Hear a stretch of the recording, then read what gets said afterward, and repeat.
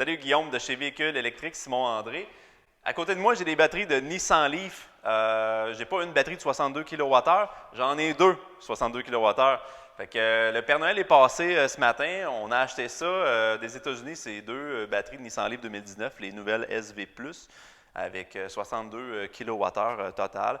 Donc, puis là, je voulais vous faire une vidéo parce qu'il y a très peu d'informations sur ces batteries-là. Puis on n'a pas les informations. Bon, est-ce que ça va fitter dans les anciennes Leaf?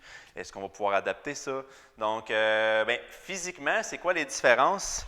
Le caisson, il est quand même assez différent. Qu'est-ce qui est de la largeur, de la longueur, de la profondeur, c'est semblable, mais c'est vraiment l'épaisseur. Donc, la profondeur, il y a à peu près 1,5 pouce plus bas. Donc, ça va sortir un peu du véhicule. Comme les SV+, là, on va vraiment voir la batterie descendre un peu. Et ce qui est différent à l'intérieur, c'est les cellules. Donc, au lieu d'avoir 192 cellules comme les anciennes batteries, donc les 2011 à aller jusqu'à 2019, là, de 24 à 40 kWh, là, on se retrouve avec 288 cellules. Donc, comment ils ont fait ça? C'est qu'ils ont libéré l'espace dans le milieu.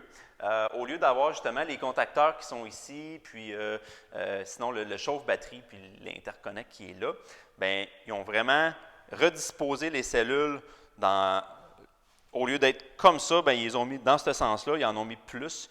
Donc, on a des paquets de 27 cellules qui sont là, 12 cellules d'épais et 21 cellules. Donc, avant, ce qu'on avait dans les 24 kWh.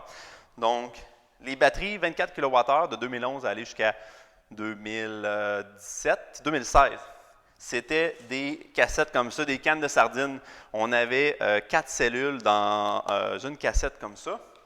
Puis, on avait 48 cassettes, ce qui donnait un total de 192 cellules. Après ça, bien, on avait dans les 30 et les 40 kWh, on avait des cellules comme ça qui ont 8 cellules d'épais, puis on avait 24 modules comme ça, ce qui donnait encore là 192 cellules. Puis là, bien, ils sont allés avec des modules beaucoup plus gros qui donnent 288 cellules au total. Puis là, bien, il reste à installer ça dans le véhicule. Donc, on va voir cet après-midi, on va l'installer dans une Nissan Leaf 2015 qu'on avait mis une 40 kWh. Donc, on enlève la 40 pour faire des tests, puis on met la 62. Et les connecteurs, c'est les mêmes. Donc, ça, bonne nouvelle pour le chauffe-cabine, pour la puissance et pour la communication, c'est les mêmes connecteurs. Il va rester à voir le voltage de la batterie, voir si on a l'espace pour la mettre. Et bien, comment on fait ça? Parce que c'est pas plug and play, là.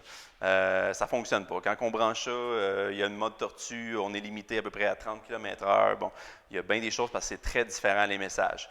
Donc, on a développé un battery gateway qu'on appelle de Nissan Leaf qui va faire de 2011 à aller jusqu'à 2019, qu'on peut mettre à peu près n'importe quelle batterie dans n'importe quel véhicule. Puis, bien, comment on fait ça? C'est qu'on installe cette battery can gateway-là entre la batterie et le véhicule. Donc, c'est quand même assez simple ce qu'on a développé. C'est, on va acheter le can gateway, on va brancher ça dans le port OBD2 et la première lumière de charge dans le tableau de bord va allumer pendant 5 secondes. Ça veut dire que notre module est programmé. Donc, avant de faire quoi que ce soit sur le véhicule, on va faire ça, on va programmer le gateway. Ensuite, un coup qui est programmé, très simple, on va brancher ici les fils. Donc, au total, c'est 7 fils à brancher entre la batterie, la nouvelle batterie et le véhicule. Puis, on se retrouve avec un véhicule complètement fonctionnel. Puis, on peut même doubler, tripler et, certains cas, quadrupler l'autonomie du véhicule. Fait que ça devient vraiment intéressant. Donc, on est en test cet après-midi. On va tester ça sur une 2015. On va l'installer, puis on va donner des nouvelles. Aussitôt que c'est fait, on va voir ce que ça donne.